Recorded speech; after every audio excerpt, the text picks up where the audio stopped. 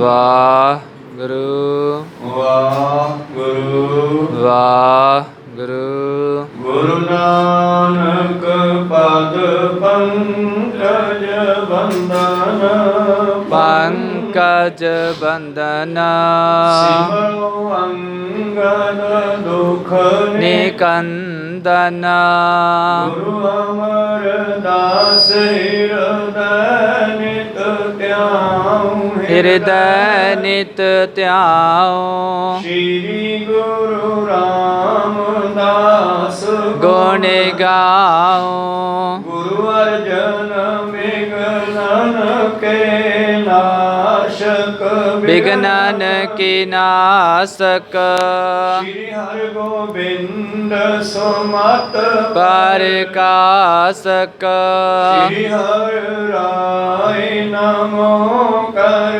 ਜੋਰੀ ਨਮੋ ਕਰ ਜੋਰੀ ਸ਼੍ਰੀ ਹਰਿ ਕ੍ਰਿਸ਼ਨ ਮਨਾ ਬਹੋਰੀ ਗੁਰੂ ਤੇਗ ਬਹਾਦਰ ਪਰਮ ਕਿਰਪਾਲਾ ਪਰਮ ਕਿਰਪਾਲਾ ਸ਼੍ਰੀ ਗੁਰੂ ਗੋਬਿੰਦ ਸਿੰਘ ਬੇਸਾਲਾ ਕਰੋ ਕਰਾ ਕਰ ਪੁਨ ਪੁਨ ਸੀਸਾ ਪੁਨ ਪੁਨ ਸੀਸਾ ਮੰਦੋ ਮਾਰ ਮਾਰ ਜਗਦੀਸਾ ਏਕੰਕਾਰ ਸਤਿਗੁਰੂ ਤੇ ਪ੍ਰਸਾਦ ਸਚ ਹੋਏ ਵਾਹਿਗੁਰੂ ਜੀ ਕੀ ਫਤਿਹ ਹੈ ਬਿਗਨ ਬਿਨਾਸਨ ਸੋਏ ਵਾਹਿਗੁਰੂ ਜੀ ਕੀ ਫਤਿਹ ਹੈ ਬਿਗਨ ਬਿਨਾਸਨ ਸੋਏ ਦੋਹਰਾ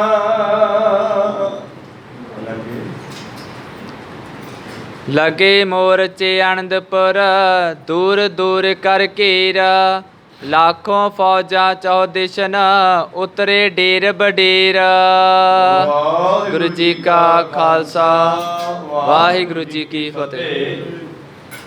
ਆਓ ਗੁਰੂ ਪਿਆਰੇ ਗੁਰੂ ਸਵਾਰੇ ਸਤਸੰਗੀ ਜਣੋ ਰੋਜ਼ਾਨਾ ਦੀ ਤਰ੍ਹਾਂ ਪਾਤਸ਼ਾਹ ਜੀ ਕੀ ਅਪਾਰ ਕਿਰਪਾ ਬਖਸ਼ਿਸ਼ ਦਾ ਸਦਕਾ ਪਿਛਲੇ ਪਹਿਰਾਂ ਦੇ ਦੀਵਾਨ ਸਜਾਉਂਦੇ ਹੋਏ ਆਪ ਜੀ ਗੁਰੂ ਚਰਨਾਂ ਵਿਖੇ ਹਾਜ਼ਰੀਆਂ ਲਵਾ ਰਹੇ ਹੋ। ਆਓ ਲੜੀਵਾਰ ਇਤਿਹਾਸ ਦੀ ਕਥਾ ਵਿਚਾਰ ਨਾਲ ਜੁੜਨਾ ਕਰੀਏ ਜੀ। ਆਪਾਂ ਵਿਚਾਰਾਂ ਸਰਵਣ ਕਰ ਰਹੇ ਹਾਂ ਧੰਨ ਧੰਨ ਸ੍ਰੀ ਗੁਰੂ ਗੋਬਿੰਦ ਸਿੰਘ ਮਹਾਰਾਜ ਜੀ ਦੇ ਸਮੇਂ ਜੋ ਅਨੰਦਪੁਰ ਸਾਹਿਬ ਨੂੰ ਘੇਰਾ ਪਾਇਆ ਗਿਆ ਪਹਾੜੀਆਂ ਅਤੇ ਤੁਰਕਾਂ ਦੀ ਫੌਜ ਵੱਲੋਂ। ਭਾਵੇਂ ਕਿ ਉਹਨਾਂ ਬੜੀ ਕੋਸ਼ਿਸ਼ ਕੀਤੀ ਕਿ ਧੰਨ ਧੰਨ ਸ਼੍ਰੀ ਗੁਰੂ ਗੋਬਿੰਦ ਸਿੰਘ ਮਹਾਰਾਜ ਜੀ ਤੋਂ ਕਿਲ੍ਹਾ ਖਾਲੀ ਕਰਵਾਇਆ ਜਾਵੇ, ਪਰ ਜਦੋਂ ਖਾਲਸੇ ਦੇ ਹੱਥ ਵੇਖੇ ਤਾਂ ਉਹ ਡਰਦੇ ਹੋਏ ਅਨੰਦਪੁਰ ਸਾਹਿਬ ਤੋਂ 2-2.5 ਕੋਹ ਦੂਰੀ ਤੇ ਹੀ ਬੈਠ ਗਏ, ਕਿਉਂਕਿ ਲੜਾਈ ਦੇ ਵਿੱਚ ਉਹ ਪੂਰੇ ਨਹੀਂ ਆ ਰਹੇ ਸਕੇ। ਭਾਵੇਂ ਗਿਣਤੀ ਉਹਨਾਂ ਦੀ ਬਹੁਤ ਜ਼ਿਆਦਾ ਆ, ਲੱਖਾਂ ਦੀ ਗਿਣਤੀ ਵਿੱਚ ਹੈ, ਪਰ ਜਦੋਂ ਲੜਾਈ ਹੁੰਦੀ ਹੈ ਤੇ ਸਿੰਘਾਂ ਦੀ ਤਲਵਾਰ ਐਸੀ ਚੱਲਦੀ ਹੈ ਕਿ ਉਹਨਾਂ ਨੂੰ ਕੋਈ ਸਮਝ ਨਹੀਂ ਆਉਂਦੀ ਕਿਹੜੇ ਪਾਸੇ ਹਮਲਾ ਕਰੀਏ। ਤੇ ਇਸ ਤਰ੍ਹਾਂ ਉਹਨਾਂ ਦੇ ਪਿਛਲੇ ਕਈ ਦਿਨਾਂ ਦੀ ਜੰਗ ਵਿੱਚ ਹਜ਼ਾਰਾਂ ਉਹਨਾਂ ਦੇ ਲਸ਼ਕਰ ਦੀ ਫੌਜ ਮਾਰੀ ਗਈ, ਪਰ ਕੋਈ ਉਹਨਾਂ ਨੂੰ ਜਿੱਤ ਪ੍ਰਾਪਤ ਨਾ ਹੋਈ। ਅਖੀਰ ਇਹਨਾਂ ਨੇ ਦੂਰ ਦੂਰ ਤੱਕ ਘੇਰਾ ਪਾ ਕੇ ਬਹਿ ਗਏ ਵੀ ਬਾਹਰੋਂ ਕੁਛ ਅੰਦਰ ਨਹੀਂ ਜਾਣ ਦੇਣਾ ਤੇ ਅੰਦਰਲਿਆਂ ਨੂੰ ਬਾਹਰ ਨਹੀਂ ਜਾਣ ਦੇਣਾ। ਤਾਂ ਗੁਰੂ ਪਿਆਰਿਓ ਉਹਨਾਂ ਦਿਨਾਂ ਦੇ ਵਿੱਚ ਕੀ ਹੋਇਆ, ਜਦੋਂ ਇਸ ਘੇਰੇ ਪਏ ਨੂੰ 2-3 ਮਹੀਨੇ ਬਤੀਤ ਹੋ ਗਏ।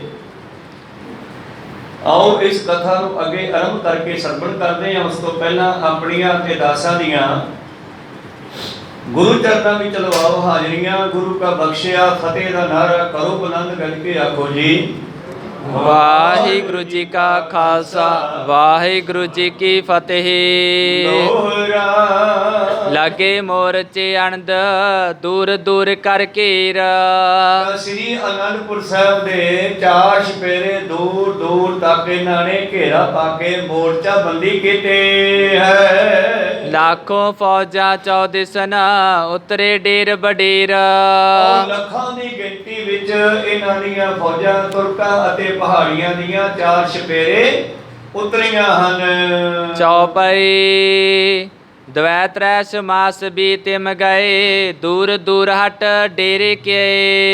ਘੇਰਾ ਪਾਈ ਨੂੰ 2-3 ਮਹੀਨੇ ਲੰਘ ਗਏ ਔਰ ਇਹ ਨਾ ਤਾਂ ਅੱਗੇ ਆ ਕੇ ਲੜਦੇ ਆ ਤੇ ਨਾ ਘੇਰਾ ਤੱਕਦੇ ਆ।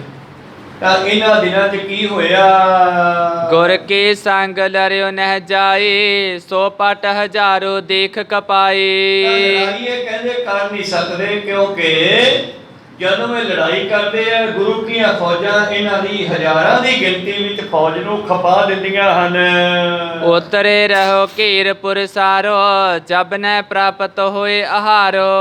ਤੋ ਇਹਨਾਂ ਨੇ ਇਹੀ ਵਿਉਂਤ ਬਣਾਈ ਆ ਵੀ ਆਪਾਂ ਨਾ ਘੇਰਾ ਪਾਈ ਰੱਖੋ। ਜਦੋਂ ਇਹਨਾਂ ਕੋਲੇ ਭੋਜਨ ਖਤਮ ਹੋ ਗਿਆ, ਖਾਣ ਪੀਣ ਦਾ ਸਮਾਨ ਮੁੱਕ ਗਿਆ, ਮਿਲੇ ਆਪ ਕੇ ਨਿਕਸ ਸਿਦਾਵੈ ਬਿਨਾ ਅਨ ਕਿਮ ਕਾਲ ਬਿਤਾਵੈ। ਫਿਰ ਆਪੇ ਹੀ ਕਿਲੇ ਤੋਂ ਬਾਹਰ ਨਿਕਲ ਕੇ ਆਉਣਗੇ ਕਿਉਂਕਿ ਭੁੱਖੇ ਮਰਦੇ, ਕਹਿੰਦੇ ਭੁੱਖੇ ਮਰਦੇ ਬਾਹਰ ਆਉਣਗੇ। ਪਰ ਖਾਲਸਾ ਬੜਾ ਹੋਰ ਹਿਸਾਬ ਦਾ ਤਿਆਰ ਕੀਤਾ ਪਾਤਸ਼ਾਹ ਜੀ ਨੇ। ਇਹਨੂੰ ਭੁੱਖਾਂ ਵਾਲੀ ਜਿਹੜੀ ਹੈ ਇਹਦੇ ਵਿੱਚੋਂ ਵੀ ਲੰਘਾਉਣਾ ਕੀਤਾ।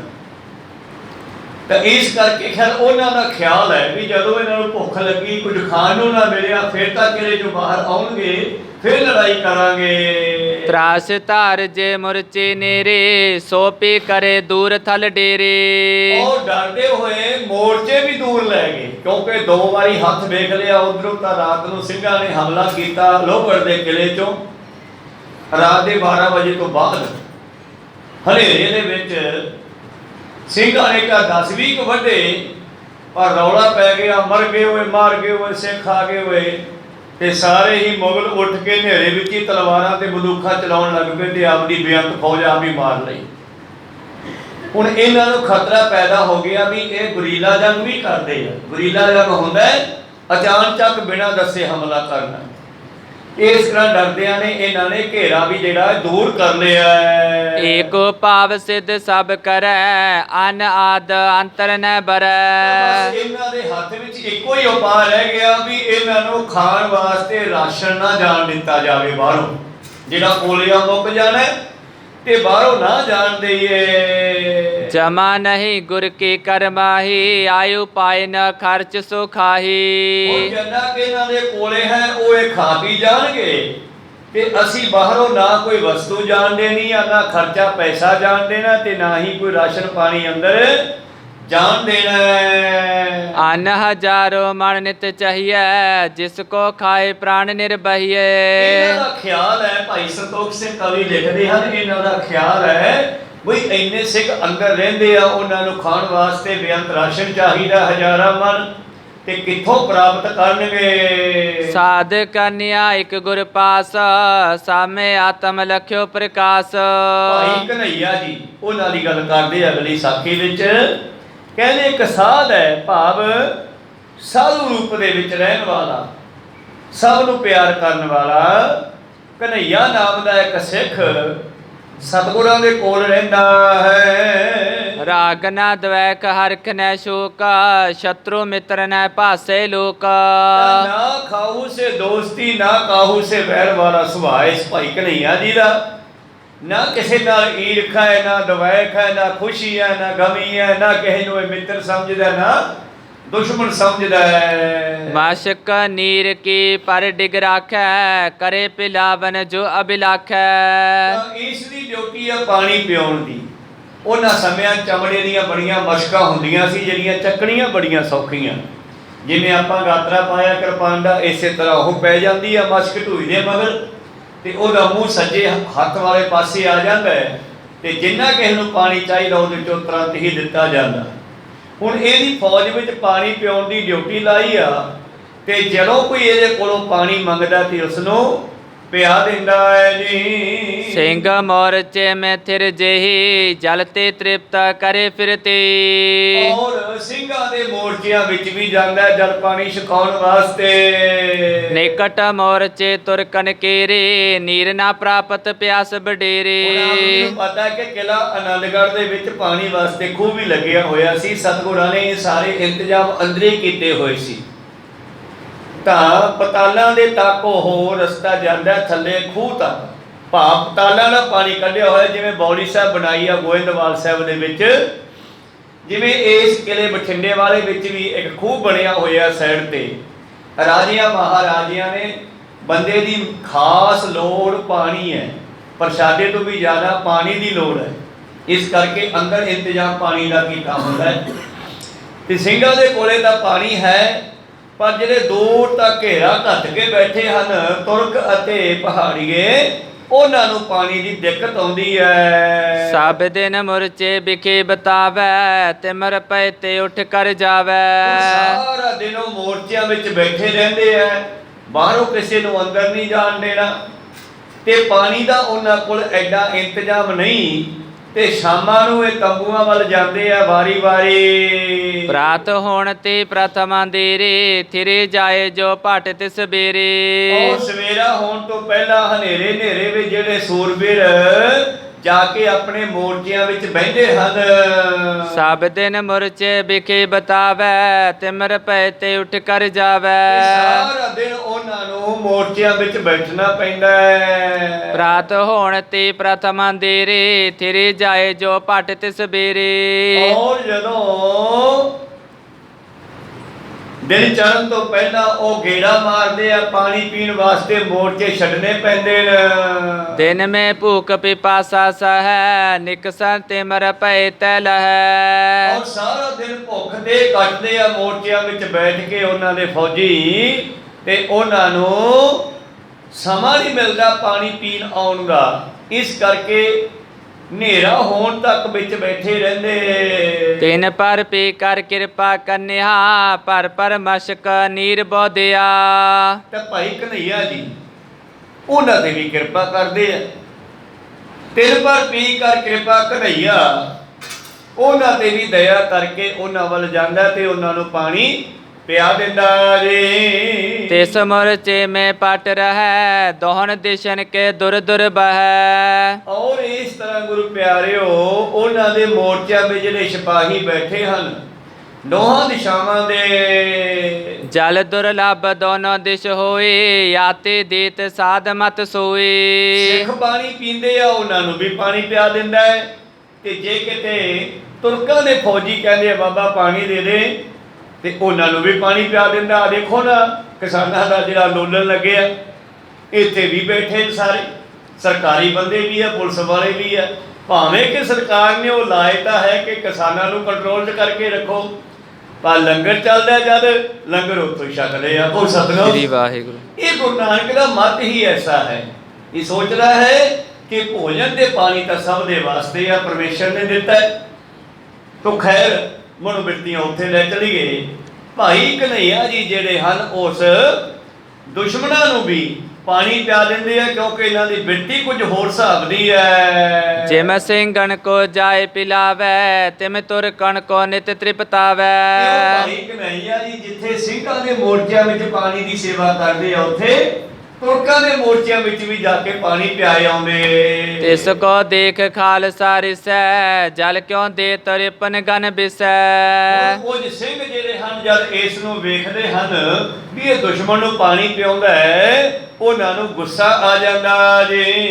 ਕਈ ਬਾਰ ਤਿਸ ਦੇਤ ਹਟਾਏ, ਸੋ ਨਾ ਮਿਟੇ ਦੇਤ ਜਲ ਜਾਏ। ਤਾਂ ਜਦੋਂ ਉਹ ਉਸ ਨੂੰ ਪੁੱਛਦੇ ਆ ਵੀ ਤੂੰ ਉਹਨਾਂ ਨੂੰ ਪਾਣੀ ਨਹੀਂ ਪਿਆਉਣਾ, ਉਹਨੂੰ ਰੋਕ ਦਿੰਦੇ ਹਨ।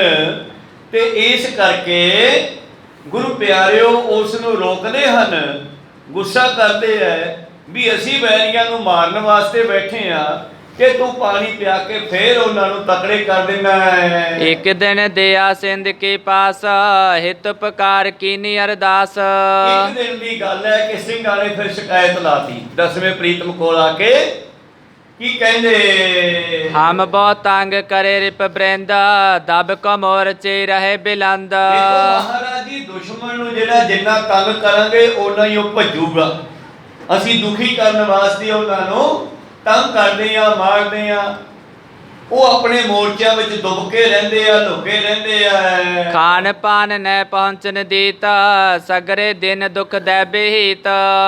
ਔਰ ਉਹਨਾਂ ਨੇ ਇਹ ਸਲਾਹ ਬਣਾਈ ਹੈ ਕਿ ਸਿੰਘਾਂ ਨੂੰ ਅੰਦਰ ਕੋਈ ਖਰਚਾ ਪਾਣੀ ਜਾਣ ਨਹੀਂ ਦੇਣਾ ਗਾ। ਤੇ ਅਸੀਂ ਵੀ ਇਹ ਖਿਆਲ ਕੀਤਾ ਕਿ ਉਹਨਾਂ ਵੱਲ ਵੀ ਅਸੀਂ ਕੁਝ ਜਾਣ ਨਹੀਂ ਦੇਣਾ, ਪਰ तब जल लेकर साध कन्हैया देत तिने बहु कर तृपतैया। ਪਰ ਆ ਦੇਖੋ ਜੀ, ਆਪਣਾ ਸਿੱਖ ਹੈ ਭਾਈ ਕਨ੍ਹਈਆ, ਜਿਹਦੀ ਡਿਊਟੀ ਪਾਣੀ ਪਿਆਉਣ ਦੀ ਲਾਈ ਆ, ਇਹ ਜਾ ਕੇ ਸਾਧ ਉਹਨਾਂ ਨੂੰ ਪਾਣੀ ਪਿਆਇਆ ਆਉਂਦਾ ਹੈ। रहे हटाए नियम मानै याते समय दोष पछानै। ਮਹਾਰਾਜ ਅਸੀਂ ਬਹੁਤ ਸਮਝਾਉਣੇ ਆ ਵੀ ਉਹ ਦੁਸ਼ਮਣ ਹੈ ਆਪਣੇ, ਤੂੰ ਉਹਨਾਂ ਨੂੰ ਪਾਣੀ ਨਹੀਂ ਪਿਆਉਣਾ, ਪਰ ਇਹ ਗੱਲ ਹੀ ਨਹੀਂ ਮੰਨਦਾਗਾ। गिरपत गन सो मिलो लखीजै कुछ लालच कर देत जनीजै।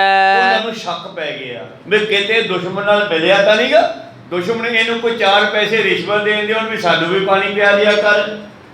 ਇਸ ਕਰਕੇ ਉਹਨਾਂ ਦਾ ਖਿਆਲ ਸੀ, ਉਹਨਾਂ ਨੇ ਏਦਾਂ ਸ਼ਿਕਾਇਤ ਲਾਈ ਆ, ਕਹਿੰਦੇ ਮਹਾਰਾਜ ਲੱਗਦਾ ਹੈ ਇਹ ਕਨ੍ਹਈਆ ਪਹਾੜੀਆਂ ਨਾਲ ਰਲਿਆ ਹੋਵੇਗਾ। नात हम रिम को कर कर तंग मारे होते शरीरन भंग। ਮਹਾਰਾਜ ਅਸੀਂ ਉਹਨਾਂ ਨੂੰ ਦੁਖੀ ਕਰ ਕਰਕੇ ਮਾਰ ਦਿੰਦੇ, ਪਰ ਇਹ ਪਾਣੀ ਪਿਆ ਕੇ ਫਿਰ ਤਕੜੇ ਕਰ ਦਿੰਦਾ ਹੈ। एम उपकार सुन सिंगन केरी साध हकार्यो डिग तिस बेरी। ਤੇ ਉਸੇ ਵੇਲੇ ਧੰਨ ਧੰਨ ਸ੍ਰੀ ਗੁਰੂ ਗੋਬਿੰਦ ਸਿੰਘ ਮਹਾਰਾਜ ਜੀ ਨੇ ਭਾਈ ਕਨ੍ਹਈਆ ਜੀ ਨੂੰ ਆਪਣੇ ਕੋਲ ਸੱਦਿਆ ਹੈ ਜੀ। निकट बिठाए सैत सनमाना श्री मुक्ति तब बाक बखाना।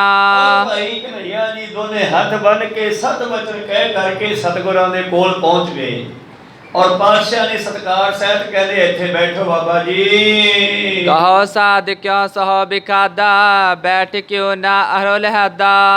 ਕਹਿਣ ਲੱਗੇ ਇਹ ਸਾਧੂ ਦੱਸੋ ਕਿਉਂ ਝਗੜੇ ਬਰਦਾਸ਼ਤ ਕਰਦੇ ਹੋ, ਵੀ ਤੁਹਾਨੂੰ ਕੀ ਲੋੜ, ਤੁਸੀਂ ਬੈਠ ਕੇ ਆਨੰਦ ਮਾਣੋ। बीच जंग के तुत फिरो जल अचवावन हित तरो। ਤੁਸੀਂ ਜੰਗ ਦੇ ਮੈਦਾਨ ਦੇ ਵਿੱਚ ਇਧਰ ਉਧਰ ਤੁਰੇ ਫਿਰਦੇ ਰਹਿੰਦੇ ਹੋ, ਕਹਿੰਦੇ ਮਸ਼ਕ ਚੱਕ ਕੇ ਪਾਣੀ ਪਿਆਉਂਦੇ ਫਿਰਦੇ ਹੋ। सिंगण तुम पर करी पुकारा रिपगन को दुख मैं दे बारा। ਔਰ ਸਿੰਘ ਕਹਿੰਦੇ ਵੀ ਅਸੀਂ ਉਹਨਾਂ ਨੂੰ ਦੁਖੀ ਕਰਕੇ ਭਜਾਉਣਾ ਹੈ, ਪਰ ਤੂੰ ਇਹ ਦੁੱਖ ਦੇ ਸਮੇਂ 'ਚ ਉਹਨਾਂ ਨੂੰ ਪਾਣੀ ਪਿਆ ਦੇਣਾ ਹੈ। जे ना मिटे पिलावन चाहे सिंगन क्यों दो निज पख माहै। ਹੁਣ ਤੁਸੀਂ ਦੱਸੋ ਵੀ ਤੁਸੀਂ ਕਿਉਂ ਨਹੀਂ ਪਾਣੀ ਪਿਆਉਣੋਂ ਹਟਦੇ। ਉਹ ਕਹਿੰਦੇ ਅਸੀਂ ਹਟਾਉਣੇ ਹੈ, ਹਟਦਾ ਨਹੀਂਗਾ। ਜੇ ਤੁਸੀਂ ਪਾਣੀ ਪਿਆਉਣੋਂ ਨਹੀਂ ਹਟਣਾ ਤਾਂ ਕਿਉਂ ਪਿਆਉਂਦੇ ਹੋ, ਦੱਸੋ ਸਾਨੂੰ। हमरो बैर गिरीशन संग नाहक लरते हित न जंग। ਸਿੰਘ ਕਹਿੰਦੇ ਆ ਸਾਡੀ ਪਹਾੜੀਆਂ ਨਾਲ ਦੁਸ਼ਮਣੀ ਹੈ, ਤੇ ਤੂੰ ਐਵੇਂ ਹੀ ਫਜ਼ੂਲ ਵਿੱਚ ਵੜਿਆ ਫਿਰਦਾ ਹੈ, ਉਹਨਾਂ ਨੂੰ ਪਾਣੀ ਪਿਆਉਣ ਜਾਂਦਾ ਹੈ, ਉਹ ਐਵੇਂ ਸਾਡੇ ਨਾਲ ਲੜਦੇ ਐ, ਤੇ ਤੂੰ ਦੱਸ ਸਾਡੇ ਨਾਲ ਹੈ ਕਿ ਉਹਨਾਂ ਦੇ ਨਾਲ ਹੈ। ग्राम नगर तिनको न रोक्यो जरत मूड मत हमें बिलोक्यो। ਤੋ ਬਾਬਾ ਕਨ੍ਹਈਆ ਜੀ ਦੱਸੋ, ਆਪਾਂ ਕੋਈ ਉਹਨਾਂ ਦੀ ਜ਼ਮੀਨ ਨਹੀਂ ਖੋਹੀ, ਕੋਈ ਪਿੰਡ ਨਹੀਂ ਖੋਹਿਆ, ਕੋਈ ਉਹਨਾਂ ਦਾ ਥਾਂ ਨਹੀਂ ਰੋਕਿਆ, ਉਹ ਆਪਣੇ ਨਾਲ ਲੜਾਈ ਵਿੱਢ ਕੇ ਬੈਠੇ ਆ, ਉਹ ਦੁਸ਼ਮਣੀ ਕਰਦੇ ਆ, ਤੂੰ ਪਾਣੀ ਪਿਆਉਣਾ, ਕਾਰਨ ਕੀ ਹੈ। चाहे तुर्क की शरणी पारे हमरो दोष सुनावन करे। ਇਹਨਾਂ ਪਹਾੜੀਆਂ ਦੇ ਤੁਰਕਾਂ ਦੇ ਕੋਲ ਜਾ ਕੇ ਜਾਣ ਬੁੱਝ ਕੇ ਸਾਡੀਆਂ ਉੱਚੀਆਂ ਨੀਵੀਆਂ ਗੱਲਾਂ ਕੀਤੀਆਂ, ਭਾਵ ਦੋਸ਼ ਸੁਣਾਏ ਵੀ ਇਹਨਾਂ ਵਿੱਚ ਆਹ ਗਲਤੀ ਹੈ ਜੀ, ਆਹ ਗਲਤੀ ਹੈ। ਜਿਵੇਂ ਕੱਲ ਆਪਾਂ ਪੜ੍ਹਿਆ, ਕਹਿੰਦੇ ਜੀ ਇਹਨਾਂ ਨੇ ਲੁਟੇਰੇ ਰੱਖੇ ਹੋਏ ਆ ਫੌਜ ਵਿੱਚ, ਤੇ ਫੌਜ ਵਿੱਚ ਤਾਂ ਜਿਹੜੀ ਤੁਰਕਾਂ ਦੀ ਫੌਜ ਹੈ ਉਹ ਵੀ ਤਾਂ ਲੁਟੇਰੇ ਆ, ਜਦੋਂ ਫੌਜਾਂ ਦੂਜੀਆਂ ਲੁੱਟ ਲੈਂਦੇ ਆ। ਤਾਂ ਇਸ ਕਰਕੇ ਕਹਿੰਦੇ ਪੁੱਛਣਾ ਕੀਤਾ, ਬਈ ਦੱਸੋ ਤੁਸੀਂ ਕਿਉਂ ਇਹਨਾਂ ਦੀ ਮਦਦ ਕਰਦੇ ਹੋ ਪਾਣੀ ਪਿਆ ਕੇ।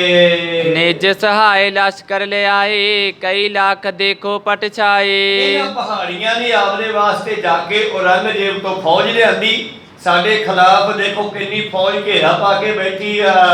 अनक जतन के काटक बटोरा पुर को घेर लीन चौरा। ਉਹ ਬੜੇ ਯਤਨ ਕਰਕੇ ਇਹਨਾਂ ਨੇ ਫੌਜ ਇਕੱਠੀ ਕਰਕੇ ਅਨੰਦਪੁਰ ਨੂੰ ਘੇਰਾ ਪਾਇਆ ਹੈ। हमें लब काल पुरख को सब जग करता जो दुख सुख को।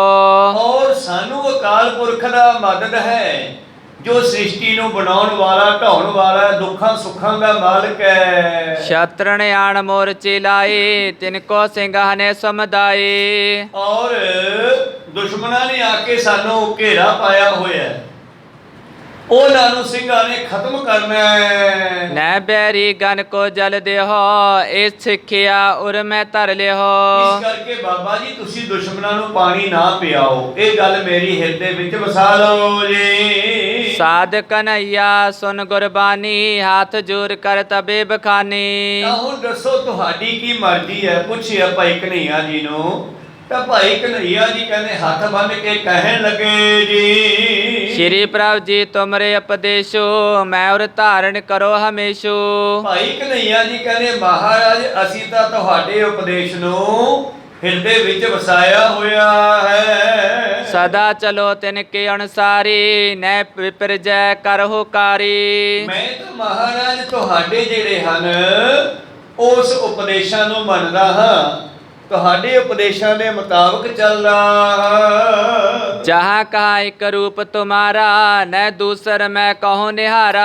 ਕਹਿੰਦਾ ਮੈਂ ਤਾਂ ਹਰ ਥਾਂ ਤੇ ਕੇਵਲ ਤੁਹਾਡਾ ਹੀ ਰੂਪ ਦੇਖਦਾ ਹਾਂ, ਮੈਨੂੰ ਹੁਣ ਕੁਝ ਵੀ ਹੋਰ ਦਿਸਦਾ ਨਹੀਂ। ਚੇਤਕ ਚਰਾਚਰ ਜਗਤ ਬਨਾਇਓ, 84 ਲੱਖ ਜੂਨ ਸੁਹਾਇਓ। ਮੈਨੂੰ ਤਾਂ ਹਮਾਰਾ 84 ਲੱਖ ਜੂਨ ਦੇ ਵਿੱਚ ਤੁਰਕਾਂ ਵਿੱਚ ਵੀ, ਪਹਾੜੀਆਂ ਵਿੱਚ ਵੀ ਤੇ ਸਿੱਖਾਂ ਵਿੱਚ ਵੀ ਸਭ ਮੈਂ ਰਹੇ ਬਿਰਾਜ ਸਮਾਨਾ, ਸ਼ਤਰੂ ਮਿੱਤਰ ਕੋ ਜਾਏ ਨਾ ਜਾਣਾ। ਸਾਰਿਆਂ ਵਿੱਚ ਮੈਨੂੰ ਤਾਂ ਤੁਸੀਂ ਹੀ ਦਿਖਾਈ ਦਿੰਦੇ ਹੋ, ਮਿੱਤਰਾਂ ਤੇ ਦੁਸ਼ਮਣਾਂ ਵਿੱਚ। ਸਭ ਥਲ ਤੁਮਰੋ ਰੂਪ ਨਿਹਾਰੋ, ਭੇਦ ਪਿੰਨ ਕੋ ਨਹਿ ਵਿਚਾਰੋ। ਮੈਨੂੰ ਹਰ ਥਾਂ ਤੇ ਤੁਸੀਂ ਦਿਸਦੇ ਹੋ, ਮੈਨੂੰ ਕੋਈ ਫਰਕ ਨਹੀਂ ਲੱਗਦਾ ਜੀ। ਮੌਕੋ ਤੋਇ ਮਹੀ ਦ੍ਰਿਸ਼ਟ ਆਵੈ, ਤੁਮ ਬਿਨ ਦੂਸਰ ਨਦਰ ਨ ਆਵੈ। ਮੈਨੂੰ ਤਾਂ ਮਹਾਰਾਜ ਕੋਈ ਦੁਸ਼ਮਣ ਦਿਸਦਾ ਹੀ ਨਹੀਂਗਾ। ਮੈਂ ਤਾਂ ਜਦੋਂ ਪਾਣੀ ਪਿਉਂਦਾ ਹਾਂ ਮੈਨੂੰ ਤੁਹਾਡਾ ਹੀ ਸਰੂਪ ਦਿਖਾਈ ਦਿੰਦਾ ਹੈ। ਇਮਰਾਵਰ ਕੋ ਹੈ ਉਪਦੇਸ਼ੋ, ਸੋ ਉਦਰ ਧਾਰਿਓ ਬਿਨਾ ਕਲੇਸ਼ੋ। ਇਹੀ ਤੁਸੀਂ ਕਹਿੰਦੇ ਹੋ ਨਾ, ਘਟ ਘਟ ਮੈਂ ਹਰਜੂ ਬਸੈ ਸੰਤਨ ਕਹਿਓ ਪੁਕਾਰ। ਭਾਈ ਕਨਈਆ ਜੀ ਕਹਿੰਦੇ ਤੁਹਾਡਾ ਇਹੀ ਤਾਂ ਉਪਦੇਸ਼ ਹੈ ਨਾ ਕਿ ਸਾਰਿਆਂ ਵਿੱਚ ਪਰਮੇਸ਼ਰ ਦਾ ਵਾਸਾ ਹੈ। ਹੁਣ ਗੁਰੂ ਸਾਹਿਬ ਇਸ ਤੋਂ ਕਿਵੇਂ ਮੁੱਕਰ ਸਕਦੇ ਆ? ਕੋ ਸਤਿਨਾਮ ਸ੍ਰੀ ਵਾਹਿਗੁਰੂ। ਕਹਿੰਦੇ ਠੀਕ ਆ। ਤਾਂ ਭਾਈ ਕਨਈਆ ਜੀ ਦੀ ਦਿਵ ਦ੍ਰਿਸ਼ਟੀ ਖੁੱਲ ਚੁੱਕੀ ਹੈ, ਸ਼ਿਕਾਇਤ ਲਾਉਣ ਵਾਲਿਆਂ ਦੀ ਨਹੀਂ ਖੁੱਲੀ ਹੋਣੀ। ਕੋ ਸਤਿਨਾਮ ਸ੍ਰੀ ਵਾਹਿਗੁਰੂ। ਇਸ ਕਰਕੇ ਕਹਿਣ ਲੱਗੇ ਜੀ ਤੁਹਾਡਾ ਤਾਂ ਇਹੀ ਉਪਦੇਸ਼ ਹੈ ਨਾ ਕਿ ਸਾਰਿਆਂ ਵਿੱਚ ਮੇਰਾ ਵਾਸਾ ਹੈ, ਪਰਮੇਸ਼ਰ ਵਿੱਚ ਵਸਦਾ ਹੈ ਸਭ ਦੇ। ਤਾਂ ਫਿਰ ਦੱਸੋ। ਇਤ ਸਿੰਘਨ ਮੈਂ ਆਪ ਬਿਰਾਜੈ, ਉਤ ਤੁਰਕਨ ਮੈਂ ਤੁਮ ਹੀ ਛਾਜੈ। ਇੱਧਰ ਸਿੰਘਾਂ ਵਿੱਚ ਵੀ ਤੁਸੀਂ ਹੋ ਤੇ ਉਧਰ ਤੁਰਕਾਂ ਵਿੱਚ ਵੀ ਤੁਸੀਂ ਹੋ। ਇਸ ਗੱਲ ਨੂੰ ਪਾਤਸ਼ਾਹ ਜੀ ਚੌਪੀ ਸਾਹਿਬ 'ਚ ਲਿਖਦੇ ਆ, ਕਹੂੰ ਫੂਲ ਰਾਜਾ ਹਵੇ ਬੈਠਾ, ਕਹੂੰ ਸਿਮਟ ਭਇਓ ਸੰਤ ਰਕੈਠਾ। ਕਿਤੇ ਫੁੱਲ ਕੇ ਰਾਜਾ ਬਣਿਆ ਬੈਠਾ ਹੈ ਤੇ ਕਿਤੇ ਚੌਂਕੜਾ ਜਾ ਮਾਰ ਕੇ ਸ਼ੰਕਰ ਦੀ ਨਿਆਈ, ਸ਼ਿਵ ਦੀ ਨਿਆਈ ਧਿਆਨ ਲਾ ਕੇ ਬੈਠਾ। ਕੋ ਸਤਿਨਾਮ। ਸ੍ਰੀ ਵਾਹਿਗੁਰੂ। ਸਗਰੀ ਸ਼ੇਖ ਦਿਖਾਏ ਅਚੰਭਵ, ਇਹ ਤਾਂ ਸਾਰੀ ਸ੍ਰਿਸ਼ਟੀ ਨੂੰ ਤੂੰ ਅਨੇਕਾਂ ਕੌਤਕ ਬਖਾਰੇ। ਇਸ ਕਰਕੇ ਸਾਰਿਆਂ ਵਿੱਚ ਤੂੰ ਵਸਦਾ ਹੈ। ਇਹ ਸਤਿਗੁਰੂ ਪਾਤਸ਼ਾਹ ਜੀ ਚੌਪੀ ਸਾਹਿਬ ਜਾਪ ਸਾਹਿਬ ਦੇ ਵਿੱਚ ਅਨੇਕਾਂ ਰੂਪ, ਨਮੋ ਸਰਬ ਕਾਲੇ, ਨਮੋ ਸਰਬ ਪਾਲੇ। ਹੁਣ ਗੁਰੂ ਗੋਬਿੰਦ ਸਿੰਘ ਸਿੰਘਾਂ ਨੂੰ ਪਾਲਣ ਵਾਲੇ ਤੇ ਤੁਰਕਾਂ ਨੂੰ ਮਾਰਨ ਵਾਲੇ ਇੱਕ ਰੂਪ ਦੇ ਵਿੱਚ ਹਨ, ਪਰ ਦੂਜੇ ਰੂਪ ਦੇ ਵਿੱਚ ਤੁਰਕਾਂ ਵਿੱਚ ਵੀ ਤੂੰ ਹੈ ਤੇ ਸਿੰਘਾਂ ਦੇ ਵਿੱਚ ਵੀ ਤੂੰ ਹੈ। ਭਾਈ ਕਨਈਆ ਜੀ ਕਹਿਣ ਲੱਗੇ ਮਹਾਰਾਜ ਤੁਰਕਾਂ ਵਿੱਚ ਵੀ ਤੁਸੀਂ ਵਸਦੇ ਹੋ ਔਰ ਸਿੰਘਾਂ ਵਿੱਚ ਵੀ ਤੁਸੀਂ ਹੋ। ਨਹੀਂ ਪਹਾਰੀ ਮੈਂ ਕੋ ਦੂਜਾ, ਕਹਿ ਕਹਿ ਕਰੇ ਆਪ ਕੀ ਪੂਜਾ। ਪਹਾੜੀਆਂ ਵਿੱਚ ਵੀ ਤੁਸੀਂ ਹੋ, ਸਾਰੇ ਤੁਹਾਨੂੰ ਹੀ ਪੂਜਦੇ ਹੈ। ਤੇ ਇਹੀ ਤਾਂ ਗੱਲ ਦਸ ਮੈਂ ਪਾਤਸ਼ਾਹ ਆਪਣੀ ਬਾਣੀ 'ਚ ਕਹਿੰਦੇ ਹੈ, ਬਾਂਕੇ ਬੰਗਾਲੀ ਹੈ ਕਿ ਦਿੱਲੀ ਕੇ ਦਿਲਵਾਲੀ ਹੈ, ਸਭ ਤੇਰੀ ਆਗਿਆ ਮੇਂ ਚਲਤ ਹੈ। ਸਭ ਨੂੰ ਕਹਿੰਦੇ ਆ ਮਾਨਸ ਕੀ ਜਾਤ ਸਭ ਹੈ, ਏਕੇ ਪਹਿਚਾਨ ਬੋ ਕਰਤਾ ਕਰੀਮ ਸੋਈ ਰਾਜ ਕਰ ਹੀ ਮੋਈ, ਦੂਸਰੋ ਨਾ ਭੇਦ ਕੋਈ ਭੁੱਲ ਪਰ ਮਾਨਵ। ਹੁਣ ਇਹਨਾਂ ਉਪਦੇਸ਼ਾਂ ਨੂੰ ਭਾਈ ਕਨਈਆ ਜੀ ਨੇ ਕਮਾ ਲਿਆ। ਕੋ ਸਤਿਨਾਮ। ਇਸ ਤੇ ਚੱਲ ਪਏ ਹਨ। ਕਹਿੰਦੇ ਮਹਾਰਾਜ ਪਹਾੜੀਆਂ ਵਿੱਚ ਵੀ ਕੋਈ ਦੂਸਰਾ ਨਹੀਂ ਹੈ, ਉਹਨਾਂ ਵਿੱਚ ਵੀ ਤੇਰੀ ਹੀ ਪੂਜਾ ਹੋ ਰਹੀ ਹੈ। ਜਲ ਥਲ ਸਕਲ ਗਗਨ ਰਵਨੀ, ਆਹੇ ਖੇਲ ਰਾਵਰ ਕੀ ਰਵਣੀ। ਇਹ ਜਲ ਥਲ ਆਕਾਸ਼ ਧਰਤੀਆਂ ਸਭ ਦੇ ਉੱਤੇ ਤੁਹਾਡੀ ਇਹ ਖੇਡ ਚੱਲ ਰਹੀ ਹੈ। ਏਮ ਸੁਨ ਸੰਤ ਕਨਈਏ ਪਾਸ, ਪਰਮ ਪ੍ਰਸੰਨ ਭਏ ਗੁਣ ਰਾਸ। ਭਾਈ ਕਨਈਆ ਜੀ ਦੀ ਵੀ ਗੱਲ 100% ਸਹੀ ਹੈ। ਗੁਰੂ ਸਾਹਿਬ ਨੂੰ ਪਤਾ ਹੀ ਹੈ, ਉਹ ਸਰਬ ਕਲਾ ਸਮਰੱਥ ਜਾਨੀ ਜਾਨ ਹੈ। ਇਹ ਤਾਂ ਖੇਡ ਹੈ ਇੱਕ ਜੰਗ ਦੇ ਮੈਦਾਨ ਦੇ ਵਿੱਚ। ਤੇ ਪਾਤਸ਼ਾਹ ਜੀ ਇਹ ਗੱਲ ਸੁਣ ਕਰਕੇ ਭਾਈ ਕਨਈਆ ਜੀ ਕੋਲੋਂ ਹੱਸ ਪਏ ਖੁਸ਼ ਹੋਵੇ ਕਹਿੰਦੇ। ਸ਼੍ਰੀ ਮੁਖ ਤੇ ਮੁਸਕਾਏ ਬਖਾਨਾ ਸੁਨੋ ਖਾਲਸਾ ਮਿਆ ਨਿਧਾਨਾ। ਧੰਨ ਗੁਰੂ ਗੋਬਿੰਦ ਸਿੰਘ ਮਹਾਰਾਜ ਜੀ ਦੇ ਸਾਹਮਣੇ ਸ਼ਿਕਾਇਤ ਲਾਉਣ ਵਾਲੇ ਵੀ ਬੈਠੇ ਨੇ। ਇੱਕ ਪਾਸੇ ਭਾਈ ਕਨ੍ਹਈਆ ਬੈਠੇ ਨੇ ਤੇ ਦੋਨਾਂ ਦੀ ਗੱਲ ਸਾਹਮਣੇ ਰੱਖਦੀ ਗੁਰੂ ਗੋਬਿੰਦ ਸਿੰਘ ਮਹਾਰਾਜ ਨੇ ਬਈ ਸਿੰਘਾਂ ਨੇ ਤੇਰੀ ਸ਼ਿਕਾਇਤ ਲਾਈ ਆ, ਹੁਣ ਤੂੰ ਦੱਸ ਇਸ ਦੇ ਉੱਤੇ ਤੇਰਾ ਕੀ ਵਿਚਾਰ ਹੈ। ਤੇ ਉਹਨੇ ਆਪ ਦੀ ਵਿਚਾਰ ਦੱਸ ਦਿੱਤੀ ਆ। ਤੇ 10ਵੇਂ ਪਾਤਸ਼ਾਹ ਜੀ ਕਹਿਣ ਲੱਗੇ ਖਾਲਸਾ ਜੀ ਸੁਣ ਲੋ। ਸਾਧ ਬਿਰਤੀ ਨ ਲਖਿਓ ਚਰਿੱਤਰ ਇਕ ਬਚਿੱਤਰ ਮੈਂ ਛਤਰੂ ਨਾ ਮਿੱਤਰ। ਇਹ ਸਾਧ ਬਿਰਤੀ ਦਾ ਬੰਦਾ ਇਹ ਕਿਸੇ ਨਾਲ ਨਹੀਂ ਮਿਲਿਆ ਹੋਇਆ, ਇਹ ਤਾਂ ਪਰਮੇਸ਼ਰ ਨਾਲ ਮਿਲ ਚੁੱਕਿਆ। ਕੋਈ ਸਤਿਨਾਮ ਸ੍ਰੀ ਵਾਹਿਗੁਰੂ। ਸਿੰਘੋ ਖਿਆਲ ਕਰੋ, ਇਹ ਸਾਧ ਬਿਰਤੀ ਦਾ ਬੰਦਾ ਹੈ। ਜਿਹੜਾ ਤੁਹਾਡਾ ਖਿਆਲ ਸੀ ਨਾ ਉਹ ਗਲਤ ਹੈ ਬਈ ਸ਼ਾਇਦ ਪਹਾੜੀਆਂ ਨਾਲ ਰਲਿਆ ਹੋਊਗਾ ਤਾਂ ਉਹਨਾਂ ਨੂੰ ਪਾਣੀ ਪਿਆ ਦਿੰਦਾ ਹੈ। ਇਹ ਕਿਸੇ ਨਾਲ ਨਹੀਂ ਰਲਿਆ। ਇਹਦਾ ਕੌਤਕ ਹੈ ਇੱਕ ਬਚਿੱਤਰ ਮੈਂ ਸ਼ਤਰ ਨਾ ਮਿੱਤਰ, ਇੱਕ ਪਰਮਾਤਮਾ ਹੀ ਸਭ ਦੇ ਵਿੱਚ ਦਿਖਾਈ ਦੇ ਰਿਹਾ ਹੈ। ਇਸ ਕੋ ਕਿਸ ਬਿਦ ਕਹ ਨ ਕੋਈ ਕਰੇ ਜੋ ਅਚਿਤ ਮੋਰ ਹੋਈ। ਇਹਨੂੰ ਕਰਨ ਦਿਓ ਜੋ ਕਰਦਾ ਹੈ, ਇਹਨੂੰ ਨਾ ਰੋਕੋ। ਜਿਵੇਂ ਆਪਾਂ ਕਹਿੰਦੇ ਆ ਕਿ ਪਾਤਸ਼ਾਹ ਜੀ ਨੇ ਉਸ ਵੇਲੇ ਫਿਰ ਭਾਈ ਕਨ੍ਹਈਆ ਜੀ ਨੂੰ ਕਿਹਾ ਚੰਗਾ ਫਿਰ ਜੇ ਤੂੰ ਮੈਨੂੰ ਪਾਣੀ ਪਿਆਉਣਾ ਹੈ ਤੇ ਮੇਰੇ ਮੱਲ ਪੱਟੀ ਵੀ ਕਰ ਦਿਆ ਕਰ। ਕੋ ਸਤਿਨਾਮ ਸ੍ਰੀ ਵਾਹਿਗੁਰੂ।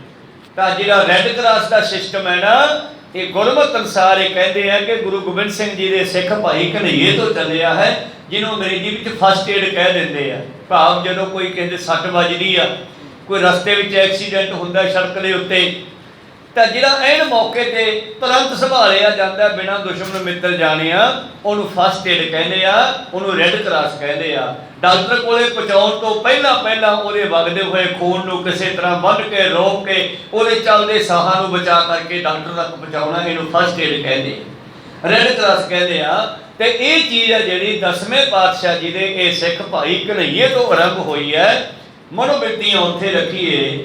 ਪਾਤਸ਼ਾਹ ਕਹਿੰਦੇ ਸਿੱਖੋ ਇਹਨੂੰ ਕੁਛ ਨਾ ਕਹੋ, ਇਹ ਤਾਂ ਉੱਤੇ ਟੱਪ ਚੁੱਕੇ ਆ, ਇਹਦੀ ਬਿਰਤੀ ਸੰਸਾਰ ਤੋਂ ਤਾਹਾਂ ਲੰਘ ਚੁੱਕੀ ਹੈ। ਇਹ ਜੋ ਕਰਦਾ ਇਹਨੂੰ ਕਰੀ ਜਾਣ ਦਿਓ। ਨੈ ਬੈਰੀ ਸਿਕੇ ਉਰ ਭਾਸ਼ਾ ਪ੍ਰਭਿਕ ਸਾਮੇ ਲਖਿਓ ਤਮਾਸ਼ਾ। ਇਹ ਤਾਂ ਤੁਹਾਡੀ ਜੰਗ ਨੂੰ ਤਮਾਸ਼ਾ ਵੇਖ ਰਿਹਾ ਹੈ, ਖੇਡ ਵੇਖ ਰਿਹਾ ਹੈ। ਇਹ ਸਾਰਿਆਂ ਵਿੱਚ ਉਸ ਪਰਮੇਸ਼ਰ ਨੂੰ ਦੇਖ ਰਿਹਾ ਹੈ। ਉੱਚ ਭੂਮਿਕਾ ਮੈਂ ਮਨ ਥਿਰਿਓ ਨਾਨਾ ਤਿਆਗ ਇੱਕ ਰਸ ਚੜਿਓ।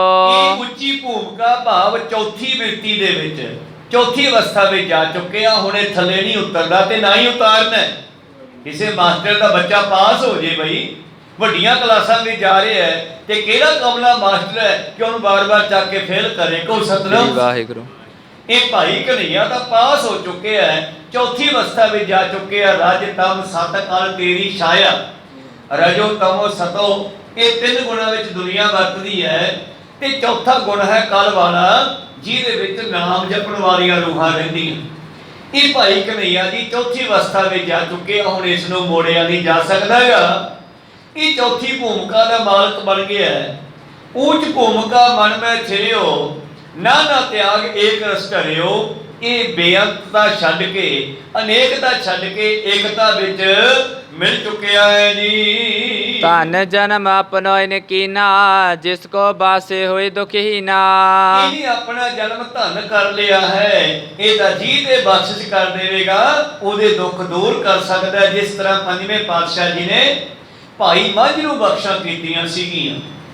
ਜਿਸ ਵੇਲੇ ਭਾਈ ਮੰਝ ਸਾਰੀਆਂ ਪ੍ਰੀਖਿਆ ਜੋ ਪਾਸ ਹੋ ਗਿਆ ਤੇ ਅਖੀਰ ਤੇ ਲੱਕੜਾਂ ਲਿਆਉਂਦਾ ਹੋਇਆ ਖੂਹ ਵਿੱਚ ਡਿੱਗ ਪਿਆ ਤੇ 5ਵੇਂ ਪਾਤਸ਼ਾਹ ਆਪਣੇ ਦੀਵਾਨ ਵਿੱਚੋਂ ਉੱਠ ਕੇ ਗਏ ਉਧਰ ਨੂੰ, ਕਹਿੰਦੇ ਵਗਦੇ ਜਾ ਰਹੇ ਆ ਨੰਗੇ ਪੈਣੀ ਤੇ ਮਗਰੇ ਸਿੱਖ ਤੁਰ ਪਏ। ਪਾਤਸ਼ਾਹ ਕਹਿੰਦੇ ਇੱਕ ਰੱਸਾ ਤੇ ਟੋਕਰਾ ਲਿਆਓ ਤੇ ਜਾ ਕੇ ਉਸ ਖੂਹ ਦੇ ਵਿੱਚੋਂ ਭਾਈ ਮੰਝ ਨੂੰ ਬਾਹਰ ਕੱਢਿਆ। ਭਾਈ ਮੰਝ ਨੂੰ ਕਹਿੰਦੇ ਲੱਕੜਾ ਸਿੱਟ ਦੇ, ਤੂੰ ਬਾਹਰ ਆ ਜਾ। ਰੱਸਾ ਫੜ ਕੇ ਕਹਿੰਦਾ ਨਹੀਂ ਮਹਾਰਾਜ ਲੱਕੜਾ ਪਹਿਲਾਂ ਕੱਢ ਲਓ, ਲੰਗਰ ਦੀ ਵਸਤੂ ਹੈ, ਸੁੱਕੀਆਂ ਹਜੇ ਬਾਹਰ ਕੱਢ ਲਓ।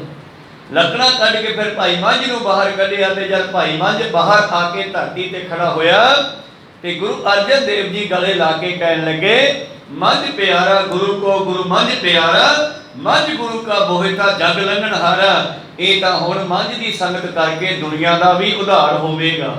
ਸਤਿਗੁਰੂ ਪਾਤਸ਼ਾਹ ਕਹਿੰਦੇ ਕਨ੍ਹਈਆ ਚੌਥੀ ਅਵਸਥਾ ਵਿੱਚ ਆ ਗਿਆ ਹੈ।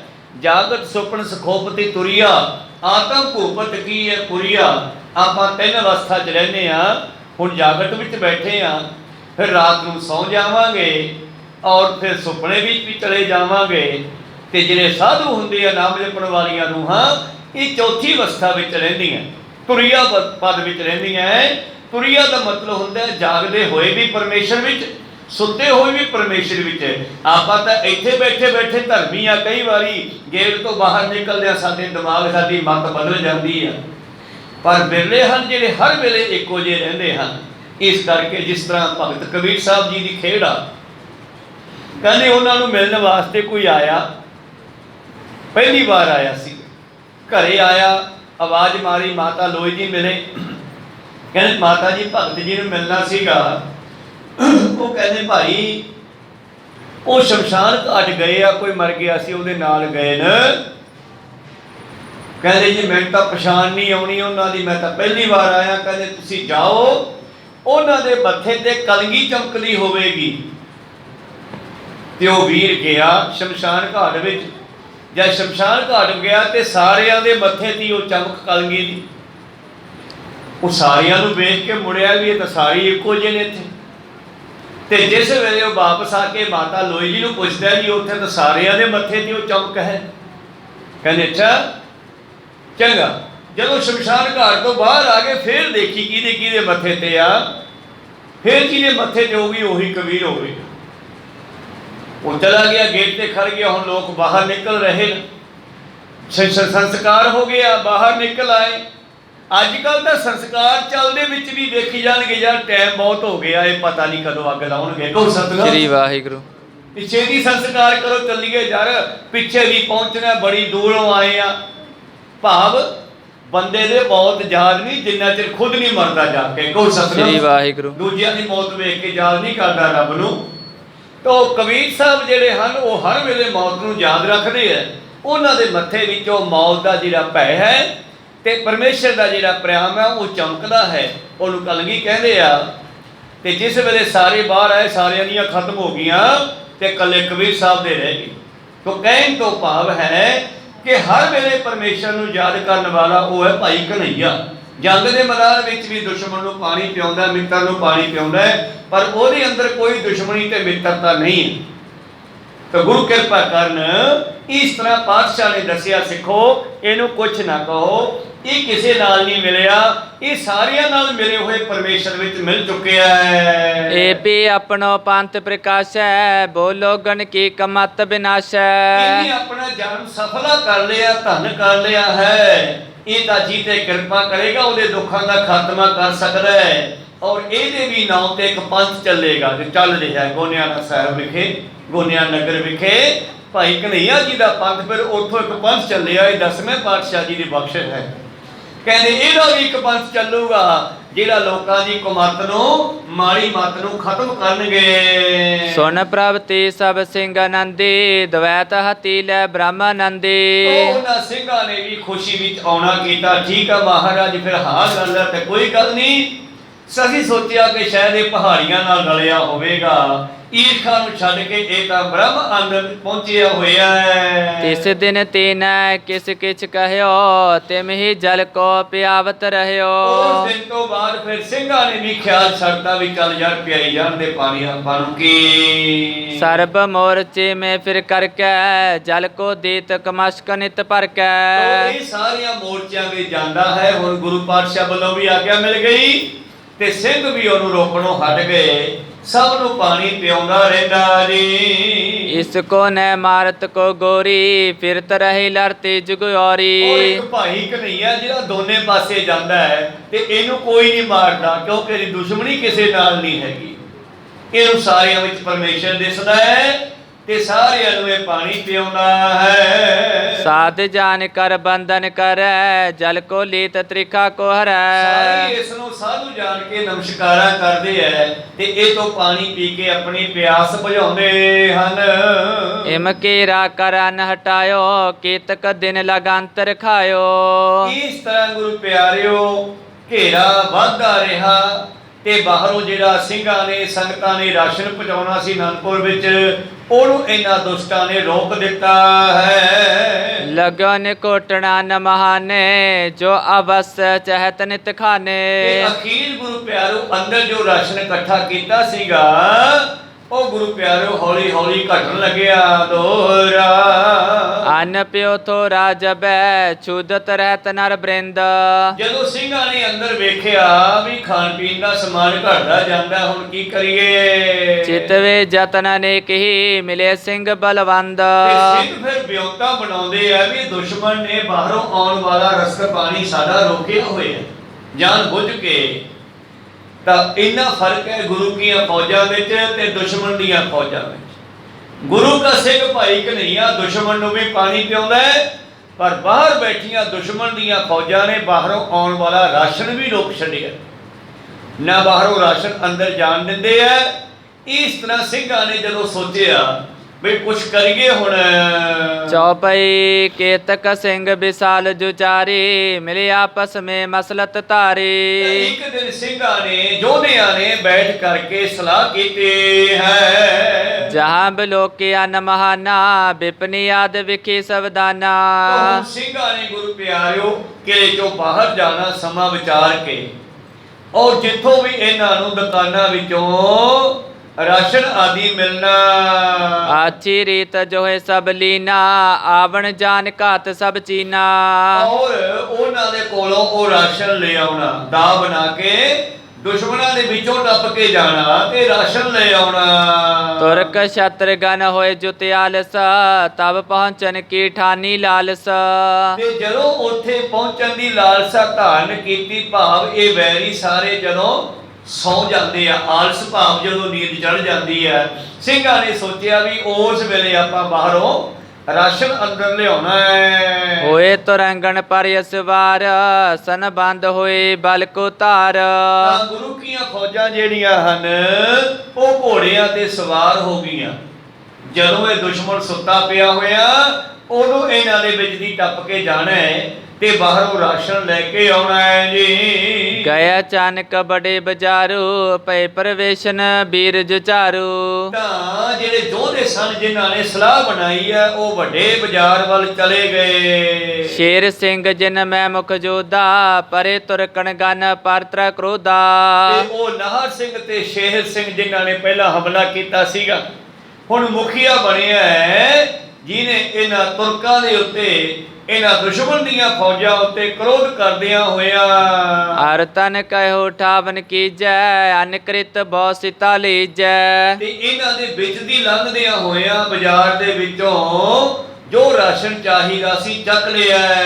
ਇਦ ਆਦਿਕ ਵਤ ਪਖੀਨ ਕੇਰੀ ਲੀਜੇ ਲੂਟ ਧਰ ਬਿਨ ਦੇਰੀ। ਬਿਨਾਂ ਦੇਰ ਲਾਇਆ ਗੁਰੂ ਪਿਆਰਿਓ ਖਾਣ ਪੀਣ ਦਾ ਸਮਾਨ ਚੱਕਿਆ ਹੈ। ਸਭਿਨ ਤੇ ਆਗੇ ਹਟਿਆਵੋ ਨਾ ਛਤਰਣ ਮੈਂ ਬਿਲਮ ਲਗਾਵੋ। ਸ਼ੇਰ ਸਿੰਘ ਕਹਿੰਦਾ ਨਿਗਾਹ ਮੈਂ ਰੱਖੂੰਗਾ ਦੁਸ਼ਮਣ ਦੀ, ਤੇ ਤੁਸੀਂ ਸਮਾਨ ਚੱਕ ਕੇ ਲਿਜਾਓ। ਇਮ ਕਹਿ ਪਰੇ ਧਾਇ ਕਰ ਸੂਰੇ ਵਸਤਨ ਸੋ ਬਾਜ਼ਾਰ ਮੈਂ ਚੂਰੇ। ਔਰ ਇਸ ਤਰ੍ਹਾਂ ਜਿਸ ਬਾਜ਼ਾਰ ਦੇ ਵਿੱਚ ਘੇਰੇ ਤੋਂ ਬਾਹਰ ਵਸਤੂਆਂ ਹਨ, ਉੱਥੋਂ ਵਸਤੂਆਂ ਨਿਕਲਣ ਲਈ ਲੈਣ ਲਈ ਨਿਕਲੇ ਹਨ। ਜਿਸ ਦਿਸ ਚਾਮੋ ਸ਼ਾਸਤਰ ਗਨ ਧਾਰੀ ਤਿਤ ਦਿਸ ਸ਼ੇਰ ਸਿੰਘ ਬਲ ਭਾਰੀ। ਜਿੱਧਰ ਫੌਜ ਬੈਠੀ ਸੀਗੀ ਉਸ ਪਾਸੇ ਸ਼ੇਰ ਸਿੰਘ ਨੇ ਨਿਗਾਹ ਰੱਖੀ ਹੈ। ਹਾਲਾ ਹੂਲ ਬੋਲਤ ਵਿੱਚ ਬਾਰੇ ਬਨ ਕਨ ਤੇ ਵਸਤੂ ਗਨ ਧਰੇ। ਹਲਾ ਹੂਲ ਬੋਲਦੇ ਭਾਵ ਸਿੰਘ ਗੱਲਾਂ ਬਾਤਾਂ ਕਰਦੇ ਸਿੱਧੇ ਬਾਜ਼ਾਰ ਵਿੱਚ ਜਾ ਵੜੇ ਤੇ ਬਾਰੀਆਂ ਪਾਸੋਂ ਵਸਤਾਂ ਲੈ ਲਈਆਂ ਖਾਣ ਪੀਣ ਦੀਆਂ। ਸਰਬ ਲੂਟ ਕਰ ਪੋਟ ਬੰਦਾਈ ਆਂਦੇ ਸਿੰਘਨ ਲੀਨ ਉਠਾਈ। ਜਿਹੜੇ ਸਿੰਘ ਸਨ ਉਹਨਾਂ ਚੋਂ ਅੱਧਿਆਂ ਸਿੰਘਾਂ ਨੇ ਉਹ ਰਾਸ਼ਨ ਸਿਰ ਤੇ ਚੱਕਿਆ ਪੰਡਾ ਬਨ ਕੇ। ਭਾਈ ਤੁਰਕ ਦਲ ਮੈਂ ਸੁਧ ਸਾਰੇ ਤਤ ਛਿਨ ਦੁੱਧ ਬਜੇ ਜੁਝਾਰੇ। ਤੁਰਕਾਂ ਨੂੰ ਪਤਾ ਲੱਗਿਆ ਵੀ ਸਿੰਘ ਟੱਪ ਗਏ ਪਹਿਲਾਂ, ਪਰ ਹੁਣ ਮੁੜਦੇ ਹੋਏ ਨਹੀਂ ਟੱਪਣ ਦੇਣੇ, ਤਾਂ ਉਹਨਾਂ ਨੇ ਨਗਾਰੇ ਵਜਾਤੇ, ਢੋਲ ਵਜਾਤੇ। ਸ਼ਾਸਤਰ ਸੰਭਾਰਤ ਹੋਵਤ ਤਿਆਰ ਕੋ ਕੋਰਨ ਪੈ ਹੈ ਵਸਵਾਰ। ਤੇ ਦੁਸ਼ਮਣ ਜਿਹੜਾ ਤਿਆਰ ਹੋ ਗਿਆ ਮੁੜਦਿਆਂ ਨੂੰ ਲੜਨ ਵਾਸਤੇ। ਕੇਤਕ ਤੁਪਕ ਪਦਾਤੀ ਛੋਰੇ ਪੇ ਮੁਕਾਬਲੇ ਸਿੰਘਨ ਔਰੇ। ਤਿਆਰ ਹੋ ਗਏ, ਘੋੜਿਆਂ ਤੇ ਚੜ ਗਿਆ ਕੋਈ ਪਦਾਤੀ ਹੁੰਦਾ ਪੈਦਲ, ਤੇ ਇਹਨਾਂ ਨੇ ਸ਼ਸਤਰ ਚੱਕ ਲਏ ਤੇ ਸਿੰਘਾਂ ਦੇ ਨਾਲ ਮੁਕਾਬਲਾ ਕਰਨ ਲਈ। ਦੋਸੈ ਜਵਾਲਾ ਬਮਣੀ ਤਿਆਰ ਰਵਾ ਦਸਤ ਕਰਕੇ ਇੱਕ ਬਾਰ। ਇਹਨਾਂ ਨੇ 200 ਬੰਦੇ ਨੇ ਬੰਦੂਕ ਤਿਆਰ ਕਰ ਲਈ ਹੈ। ਸ਼ੇਰ ਸਿੰਘ ਤਤਕਾਲ ਛੁਰਾਈ ਗਿਰੇ ਦੜਾ ਦੜ ਜੇ ਗਵਾਈ। ਔਰ ਇਧਰ ਸ਼ੇਰ ਸਿੰਘ ਦੇ ਨਾਲ ਵੀ 2-250 ਸਿੰਘ ਗਿਆ ਹੈ। ਇਸ ਨੇ ਦੱਸਿਆ ਅੱਧਿਆਂ ਨੇ ਰਾਸ਼ਨ ਚੱਕਿਆ ਤੇ ਅੱਧਿਆਂ ਨੇ ਗੁਰੂ ਪਿਆਰਿਓ ਬੰਦੂਕਾਂ ਭਰੀਆਂ ਹੋਈਆਂ ਫੜੀਆਂ ਹੋਈਆਂ। ਜਦੋਂ ਵੇਖਿਆ ਦੁਸ਼ਮਣ ਆ ਰਿਹਾ ਹੈ, ਦੁਸ਼ਮਣ ਨੇ ਵੇਖਿਆ ਸਿੰਘ ਆ ਰਹੇ ਨੇ ਤੇ ਇਹਨਾਂ ਨੇ ਅੱਗੋਂ ਰੋਕਣਾ ਚਾਹਿਆ ਤੇ ਸਿੰਘਾਂ ਨੇ ਬੰਦੂਕਾਂ ਇੱਕਦਮ ਚਲਾ ਦਿੱਤੀਆਂ ਜੀ। ਉਤ ਸੂਬੇ ਅਰ ਗਿਰਪਤ ਸਾਰੇ ਪਟਣ ਤਿਆਰ ਕੈ ਬਾਰੰਗ ਬਾਰੇ। ਉਧਰ ਸੂਬੇਦਾਰ ਆਪਣੀਆਂ ਫੌਜਾਂ ਨੂੰ ਸੂਰਮਿਆਂ ਨੂੰ ਕਹਿੰਦਾ ਤਿਆਰ ਰਹੋ। ਕ੍ਰਿਹੂ ਦੁਰਗ ਬਿਖੇ ਨ ਬਰੈ ਹੁਤੋ ਛਤਰੂ ਸਭ ਬਾਹਰ ਮਰੈ। ਕਹਿੰਦਾ ਸੂਬੇਦਾਰ ਕਹਿੰਦਾ ਇਹਨਾਂ ਨੂੰ ਹੁਣ ਵਾਪਸ ਕਿਲੇ 'ਚ ਨਹੀਂ ਵੜਨ ਦੇਣਾ, ਘੇਰਾ ਪਾ ਲਓ। ਲੈ ਲੈ ਤੁਪਕ ਚਰਮੰਗ ਤਰਵਾਰੈ ਤਰਾਸ਼ ਸਮੇਤ ਹੋਏ ਪਰਵਾਰੈ। ਇਹ ਵੀ ਬੰਦੂਕਾਂ ਤਲਵਾਰਾਂ ਤੇ ਢਾਲਾਂ ਲੈ ਕੇ ਤਿਆਰ ਹੋ ਗਏ। ਪ੍ਰਥਮ ਛੁਟੀ ਗਨ ਗੋਰੀ ਤੀਰਾ ਪੁਨ ਤਰਵਾਰਨ ਹੈ ਕਰ ਵੀਰ। ਔਰ ਪਹਿਲਾਂ ਦੂਰੋਂ ਗੋਲੀਆਂ ਚਲਾਈਆਂ। ਤਛਾ ਮੁਚ ਕਰਤੇ ਚਲ ਆਏ ਕਰੇ ਸੰਘਾਰਨ ਜੇ ਅਗਵਾਏ। ਔਰ ਸਿੰਘ ਫਿਰ ਪਹਿਲਾਂ ਗੋਲੀਆਂ ਚਲਾਈਆਂ ਸਿੰਘਾਂ ਨੇ, ਫਿਰ ਤਲਵਾਰਾਂ ਚੱਕ ਲਈਆਂ ਤੇ ਤਛਮੁਚ ਕਰਦੇ ਹੋਏ ਦੁਸ਼ਮਣ ਨੂੰ ਵੱਢਦੇ ਟੁਕਦੇ ਇਹਨਾਂ ਦੇ ਵਿੱਚ ਦੀ ਟੱਪੇ ਆਏ। ਆਪਣੇ ਕਾਇਲ ਅੰਮ੍ਰਿਤ ਕੁਠਾਏ ਪਹੁੰਚ ਲੋ ਗੜ ਕੇ ਨਰਿਆਏ। ਔਰ ਜਦੋਂ ਦੇਖਿਆ ਵੀ ਕੁਝ ਸਿੰਘ ਇਹਨਾਂ ਦੇ ਜ਼ਖਮੀ ਹੋ ਗਏ, ਉਹਨਾਂ ਨੂੰ ਵੀ ਸੰਭਾਲ ਕੇ ਚੱਕ ਲਿਆਏ ਤੇ ਲੋਹਗੜ੍ਹ ਦੇ ਨੇੜੇ ਪਹੁੰਚ ਗਏ। ਕਹਿਤੇ ਦਗੀ ਤੋਪ ਬੋ ਭਾਰੀ ਗੋਰੇ ਚੱਲਣ ਲਗੇ ਤਿਸ ਬਾਰੀ। ਇਸ ਤਰ੍ਹਾਂ ਉੱਥੇ ਆ ਕੇ ਸਿੰਘਾਂ ਨੇ ਫਿਰ ਤੋਪ ਚਲਾ ਦਿੱਤੀ ਦੁਸ਼ਮਣ ਦੇ ਵੱਲ। ਹਟ ਕਰ ਤੁਰਕ ਬਰੇ ਨਿਜ ਲਸ਼ਕਰ ਸਿੰਘ ਲੋ ਗੜ ਪ੍ਰਵੇਸ਼ੇ ਬਲ ਧਰ।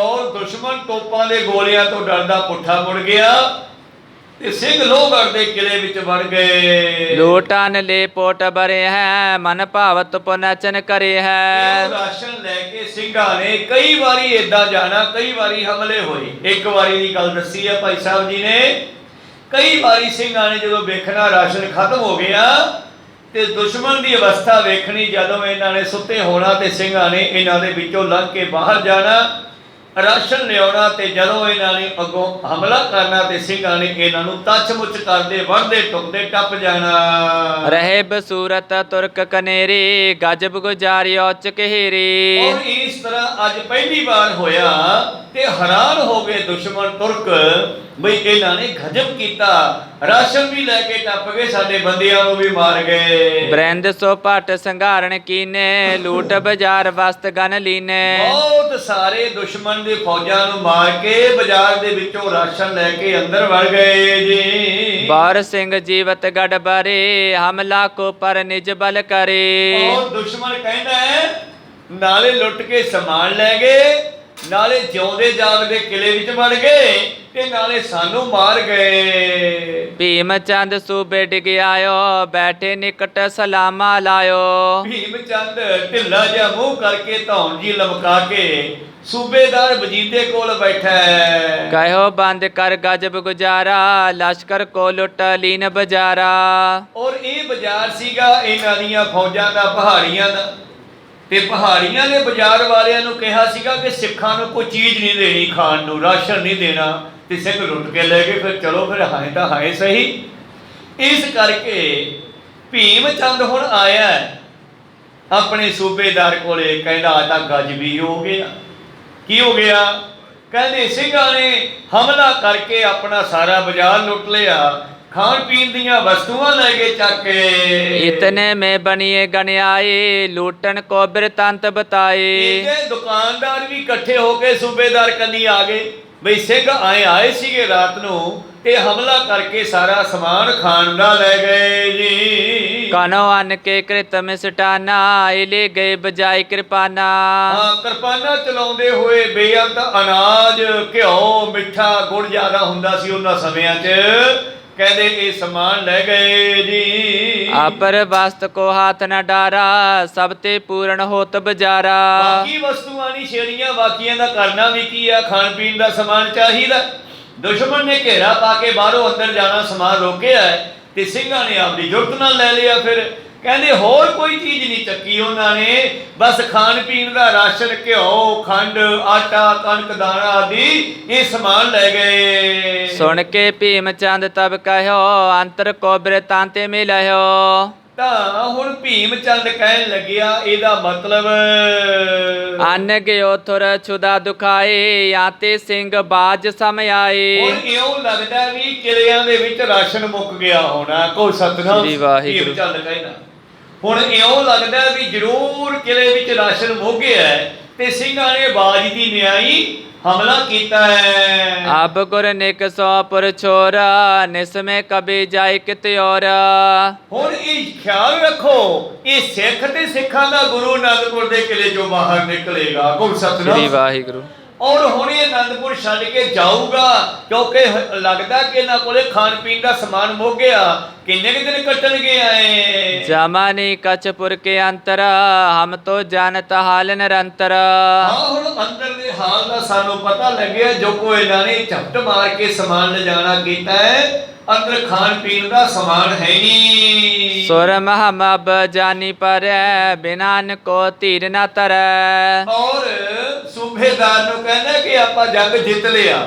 ਇਹਨੂੰ ਇਹ ਨਹੀਂ ਪਤਾ ਵੀ ਸ਼ੇਰ ਰੱਜਿਆ ਹਜੇ ਘੱਟ ਹਮਲਾ ਕਰਦਾ, ਭੁੱਖਿਆ ਉਦੋਂ ਵੀ ਭੈੜਾ ਹਮਲਾ ਕਰਦਾ। ਕੋਈ ਸਤਨਾਮ ਸ੍ਰੀ ਵਾਹਿਗੁਰੂ। ਤੇ ਸਿੰਘਾਂ ਨੂੰ ਜੇ ਭੁੱਖੇ ਰੱਖੋਗੇ ਖਾਣ ਪੀਣ ਦਾ ਸਮਾਨ ਨਹੀਂ ਜਾਣ ਦਿਓਗੇ ਇਹਨਾਂ ਨੇ ਹੋਰ ਵੀ ਭਿਆਨਕ ਬਣ ਜਾਣਾ।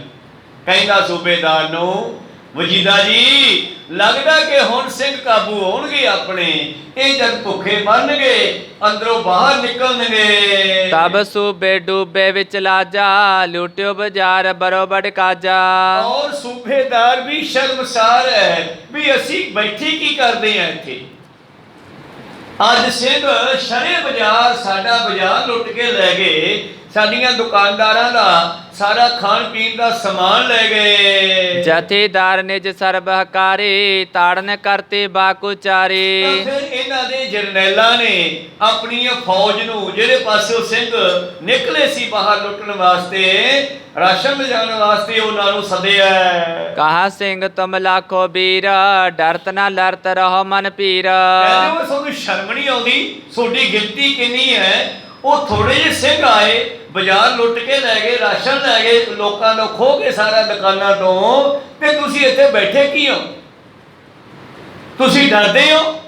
ਡਰਦੇ ਹੋਏ ਲੜਦੇ ਨਹੀਂ। ਇਹ ਤੁਹਾਡੇ ਮਨ ਵਿੱਚ ਕਾਹਦਾ ਭੈ ਹੈ। ਅਬ ਤੇ ਆਗੇ ਰਹਿਓ ਤਿਆਰ ਸਬਣ ਤੁਰੰਗ ਜੀਨ ਕੋ ਡਾਰ। ਕਿਉਂਕਿ ਸਿੰਘ ਹਰ ਵਾਰੀ ਨਵਾਂ ਤਰੀਕਾ ਵਰਤਦੇ ਆ। ਇਹ ਪਿਛਲਾ ਤਰੀਕਾ ਵੇਖੀ ਜਾਂਦੇ ਵੀ ਹੁਣ ਫੇਰ ਆਉਣਗੇ। ਕਹੋ ਸਤਨਾਮ ਵਾਹਿਗੁਰੂ। ਪਹਿਲਾਂ ਇਹਨਾਂ ਨੇ ਤਰੀਕਾ ਵੇਖਿਆ ਵੀ ਇਹ ਰਾਤ ਨੂੰ ਹਮਲਾ ਕਰਦੀ ਹੈ, ਰਾਤ ਨੂੰ ਜਾਗਣ ਲੱਗੇ, ਤੜਕੇ ਇਹਨਾਂ ਨੂੰ ਨੀਂਦ ਆ ਜਿਆ ਕਰੇ, ਫੇਰ ਸਿੰਘ ਕੁਛ ਨਾ ਕੁਛ ਕਰ ਦਿਆ ਕਰਨ। ਹੁਣ ਕਹਿੰਦੇ ਵੀ ਇਹ ਸਮਾਨ ਖੋ ਕੇ ਲਿਜਾਂਦੇ ਆ ਖਾਣ ਪੀਣ ਦਾ। ਹੁਣ ਕਹਿੰਦਾ ਵੀ ਏਦਾਂ ਨਿਗਾਹ ਰੱਖਿਓ ਹੁਣ ਦੁਬਾਰੇ ਫੇਰ ਆਉਣਗੇ। ਚਿਤ ਕਿਤ ਦੇਖੋ ਸਿੰਘ ਜੀ ਆਏ ਰੋਕੋ ਤੁਰਤ ਧਾਇ ਗਵਾਏ। ਤਿਆਰ ਪਰ ਤਿਆਰ ਰਹੋ, ਸ਼ਸਤਰ ਤਿਆਰ ਰੱਖੋ, ਘੋੜੇ ਤਿਆਰ ਰੱਖੋ। ਜੇ ਸਿੰਘਾਂ ਦੇ ਆਉਣ ਦੀ ਭਿਣਕ ਪੈਂਦੀ ਆ ਰੋਕੋ ਉਹਨਾਂ ਨੂੰ। ਆਲਸ ਕਾਜ ਕਰਿਓ ਪਰ ਰਹੇ ਵਸਤ ਲੁਟਾਏ ਮਾਰ ਕੋ ਲਹੇ। ਤੁਸੀਂ ਸੌ ਜਾਂਦੇ ਹੋ, ਆਸ ਕਰਦੇ ਹੋ ਔਰ ਫਿਰ ਮਾਰ ਖਾਣੇ ਹੋ, ਨਾਲੇ ਵਸਤੂਆਂ ਲੁੱਟ ਕੇ ਲੈ ਜਾਂਦੇ ਐ। ਪ੍ਰਥਮ ਮੋਰਚਾ ਸਕਲ ਕਟਾਵਾ ਅਪਜਸ ਪਿਓ ਸਰਬ ਵਿਦਤਾਵਾ। ਬੜੀ ਬੇਇੱਜ਼ਤੀ ਹੋਈ ਜਾਂਦੀ ਹੈ ਤੁਹਾਡੀ। ਅੱਜ ਜਦੋਂ ਕਈ ਦਿਨ ਹੋ ਗਏ ਲੋਹਗੜ੍ਹ ਦੇ ਕਿਲੇ ਤੋਂ ਨਿਕਲ ਕੇ ਰਾਤ ਨੂੰ ਹਮਲਾ ਕੀਤਾ ਸੀਗਾ ਤੇ ਫਿਰ ਤੁਸੀਂ ਆਪ ਹੀ ਆਪਦੀ ਫੌਜ ਵੱਢ ਦਿੱਤੀ ਸੀ। ਮੈਥੋਂ ਤਾਂ ਉਹੀ ਬੇਇੱਜ਼ਤੀ ਨਹੀਂ ਝੱਲੀ ਜਾਂਦੀ। ਵਜੀਦਾਂ ਤੇ ਜ਼ਬਰਦਸਤ ਖਾਂ ਕਹਿੰਦੇ ਜੈ ਕੇ ਮਾਰ ਜਾਤ ਹੈ ਸਿੰਘ ਜਿਮ ਗਜ ਗਨ ਪ੍ਰਤਾਵਤ ਸਿੰਘ। ਸੋਨੂੰ ਆਏ ਮਾਰ ਜਾਂਦੇ ਐ। ਤੁਸੀਂ ਹਾਥੀ ਦੀ ਨਿਆਈ ਬੜੀ ਗਿਣਤੀ ਦੇ ਵਿੱਚ ਹੋ ਤੇ ਸਿੰਘ ਸ਼ੇਰ ਦੀ ਨਿਆਈ। ਜਿਵੇਂ ਸ਼ੇਰ ਹਾਥੀ ਤੇ ਹਮਲਾ ਕਰਕੇ ਉਹਨੂੰ ਮਾਰ ਜਾਂਦਾ ਹੈ, ਉਹ ਸਾਨੂੰ ਐ ਰਗੜ ਜਾਂਦੇ ਆ। ਉਹ ਕਹਾ ਪਿਓ ਤੁਮ ਕੋ ਬਲਹਾਰਾ ਬਿਜੀ ਨਾ ਪ੍ਰਾਪਤ ਪੀ ਕਿਸ ਬਾਰਾ। ਕਿਵੇਂ ਜਿੱਤਾਂਗੇ। ਤੁਸੀਂ ਤਾਂ ਢੇਰੀ ਢਾ ਕੇ ਬੈਠੇ ਹੋ। ਜਦੋਂ ਲੋਟ ਲੱਗਦਾ ਸਿੰਘ ਆ ਕੇ ਤੁਹਾਨੂੰ ਮਾਰ ਕੇ ਤੁਰ ਜਾਂਦੇ ਆ। ਤੁਸੀਂ ਇੱਥੇ ਬੈਠੇ ਝਾਕੀ ਜਾਂਦੇ ਹੋ। ਕੀ ਹੋਇਆ ਤੁਹਾਡੀ ਤਾਕਤ ਨੂੰ ਹੁਣ। ਤਬ ਸੂਬੇ ਗਿਰਪਤ ਚੜ ਸਾਰੇ ਫਿਰੇ ਚਾਹੁੰ ਦਿਸ ਕਰਤ ਨਿਹਾਰੇ। ਬਸ ਇਹ ਤਾਂ ਅੱਜ ਦੇ ਮੰਤਰੀਆਂ ਵਾਂਗੂ ਫਿਰ ਨਾ ਮੌਕਾ ਦੇਖਣ ਹੀ ਜਾਂਦੇ ਆ। ਕੋਈ ਸਤਨਾਮ ਮੰਤਰੀ ਜਾਂਦੇ ਨਾ ਜਦੋਂ ਕੰਮ ਹੋ ਜਾਂਦਾ ਫਿਰ ਕਹਿੰਦੇ ਚਲੋ ਜੀ ਜਹਾਜ਼ ਤੇ ਚੜ ਕੇ ਮੌਕਾ ਦੇਖ ਆਈਏ। ਫਿਰ ਘੋੜੇ ਚੜ ਕੇ ਮੌਕਾ ਦੇਖਣ ਜਾਂਦੇ ਆ। ਕਿੱਥੋਂ ਦੀ ਟੱਪੇ ਸੀ ਸਿੰਘ, ਮਗਰੋਂ ਪੈੜਾਂ ਹੀ ਨੱਪਦੇ ਫਿਰਦੇ ਆ ਜੀ। ਇੱਥੋਂ ਦੀ ਟੱਪ ਗਏ ਤੇ ਤੁਸੀਂ ਕਿੱਥੇ ਸੀ। ਬਸ ਇੱਥੇ ਢੂਈ ਸਿੱਧੀ ਕਰਦੇ ਸੀਗੇ, ਪਤਾ ਹੀ ਨਹੀਂ ਲੱਗਿਆਗਾ। ਹੁਣ ਇਹ ਸਾਰੇ ਫਿਰ ਚੜ ਕੇ ਘੋੜਿਆਂ ਤੇ ਸੂਬੇਦਾਰ ਦੋਨੇ ਤੇ ਭੀਮ ਚੰਦ ਪਹਾੜੀਏ ਫਿਰ ਮੌਕਾ ਵੇਖਦੇ ਆ ਚਾਰ ਸਪੇਰੇ ਘੁੰਮ ਕੇ। ਥਾਨ ਥਾਨ ਪਰ ਕਰਤ ਕਰਾਈ, ਸੋ ਪਟ ਮੋਰਚੇ ਦੀਏ ਬਿਠਾਈ। ਫਿਰ ਵੇਖਦੇ ਆ ਵੀ ਹੁਣ ਕਿੱਥੇ ਤਕੜਾਈ ਕਰੀਏ, ਫਿਰ ਉਹਨਾਂ ਮੋਰਚਿਆਂ ਦੀ ਤਕੜਾਈ ਕਰਦੇ ਆ, ਉੱਥੇ ਫੌਜੀਆਂ ਨੂੰ ਫਿਰ ਤਕੜਾਈ ਦਿੰਦੇ ਆ। ਇਹ ਸੁਚੇਤ ਬਣੇ ਨਿਤ ਰਹੀਐ, ਅਗਰ ਬਦਨ ਕੋ ਚਿਤ ਨ ਚਾਹੀਐ।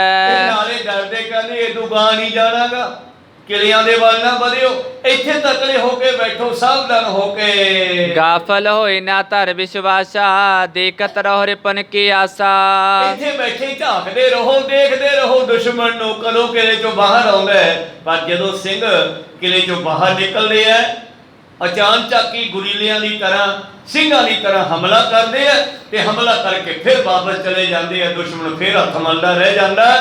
ਕਹਿੰਦੇ ਗਾਫਲ ਹੋ ਕੇ ਨਾ ਬੈਠਿਓ, ਬੇਪਰਵਾਹ ਹੋ ਕੇ ਨਾ ਬੈਠਿਓ, ਦੇਖਦੇ ਰਹੋ ਦੁਸ਼ਮਣ ਨੂੰ। ਤਿਆਰ ਤੁਫਾਂਗ ਹੱਥ ਤਰ ਰੱਖੋ, ਨਿਕਸੇ ਸਿੰਘ ਹਤੇ ਚਿਤ ਮਾਖੋ।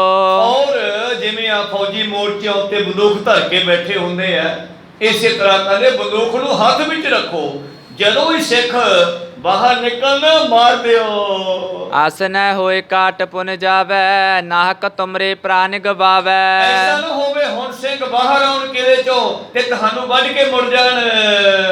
ਏ ਚਮੋਰ ਮੋਰਚੇ ਸਾਰੇ, ਫਿਰ ਕਰ ਸੂਬੇ ਕਿਰਪਾ ਨਿਹਾਰੇ। ਇਸ ਤਰ੍ਹਾਂ ਭੀਮ ਚੰਦ ਵਰਗੇ ਪਹਾੜੀ ਰਾਜਿਆਂ ਨੇ ਤੇ ਦੋਨੇ ਸੂਬੇਦਾਰਾਂ ਨੇ ਘੁੰਮ ਕੇ ਸਾਰੇ ਮੋਰਚਿਆਂ ਤੇ ਫਿਰ ਤਕੜਾਈ ਕਰਾਈ ਹੈ। ਕਰ ਸੰਵਿਧਾਨ ਸਥਾਪਨ ਕਰੇ, ਭਾਂਤ ਭਾਂਤ ਕੀ ਸਿੱਖਿਆ ਕਰੇ। ਔਰ ਆਪਣੀਆਂ ਫੌਜਾਂ ਨੂੰ ਸਾਵਧਾਨ ਕਰਦੇ ਆ, ਤਰ੍ਹਾਂ ਤਰ੍ਹਾਂ ਦਾ ਗਿਆਨ ਦੇ ਕੇ ਜਾਂਦੇ ਆ, ਇੱਥੋਂ ਆਏ ਕਰਨਾ, ਇੱਥੋਂ ਆਏ ਕਰਨਾ।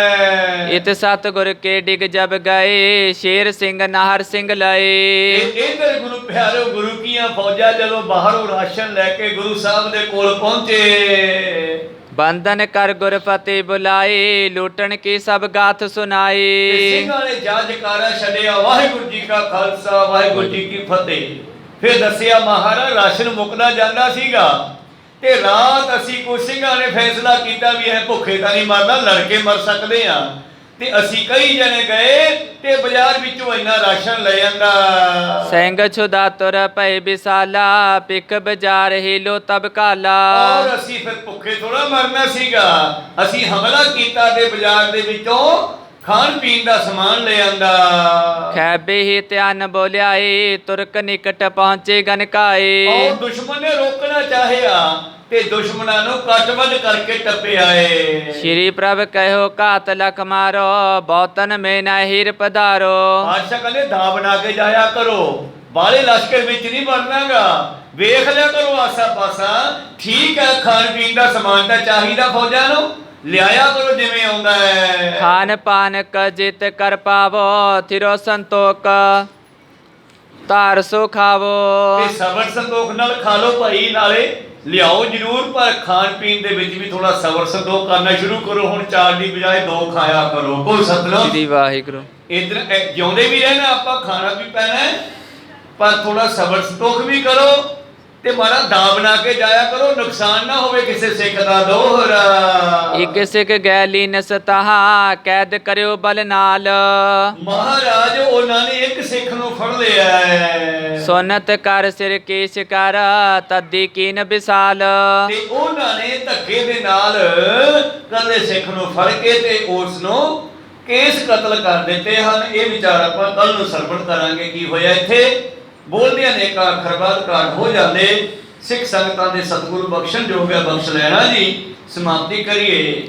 हे अच्युत हे पार ब्रह्म अविनाशी अगनास, हे पूरन हे सर्व में दुख पंजन गुणतास।